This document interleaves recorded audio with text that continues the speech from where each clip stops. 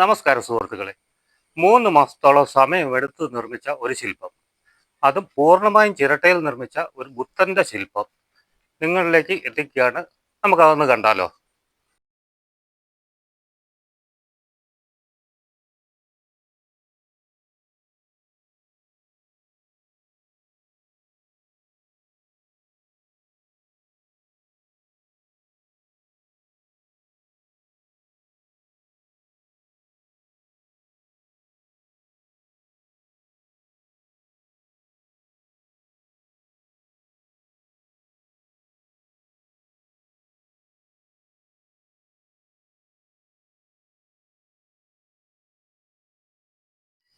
ഈ വീഡിയോ കണ്ട് എല്ലാവരും അഭിപ്രായം പറയുക.